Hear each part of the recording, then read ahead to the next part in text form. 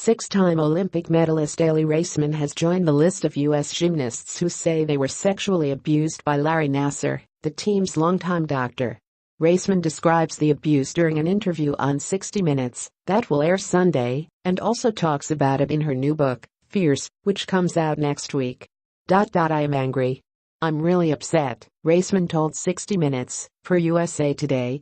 I see these young girls that come up to me, and they ask for pictures or autographs, whatever it is. I just want to create change so that they never, ever have to go through this. Raisman would not divulge exactly what Nassar did to her, but she did say that Nassar began treating her at the age of 15. She also said that she spoke to FBI investigators about him after last year's Olympics in Rio de Janeiro. Raisman is the second member of the Fierce 5 squad that won the team gold medal at the 2012 London Olympics to say she was sexually abused by Nassar. Last month, Michaela Maroney detailed how Nassar began molesting her at the age of 13 at a U.S. national team training camp in Texas and continued the abuse until she left the sport. Maroney also said Nassar abused her at the London Games. Maroney's allegations echo those made by other gymnasts who say they were abused by Nassar, that he molested her in the guise of medical treatment for hip and back pain. Nassar, USA Gymnastics team physician for nearly 20 years, pleaded guilty to federal child pornography charges in June and has been accused by more than 100 women and girls of sexual assault during his time as USA Gymnastics team doctor.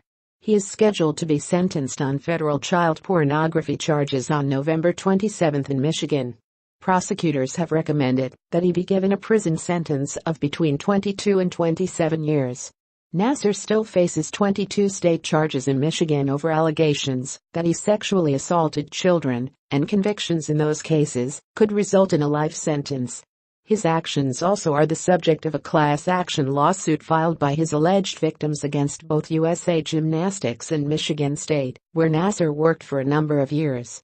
In August, Raisman criticized the way USA Gymnastics handled sexual assault complaints against Nassar and others involved with the organization.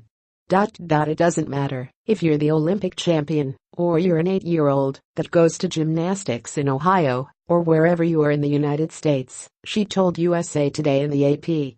Every single kid is important, and I want USA Gymnastics to do a better job with that. In a statement to 60 Minutes, USA Gymnastics said it was very sorry that any athlete has been harmed. We want to work with Aly and all interested athletes to keep athletes safe. Last year, an Indianapolis Star investigation found that at least 368 gymnasts have alleged some form of sexual assault at the hands of their coaches or other adults involved with the sport.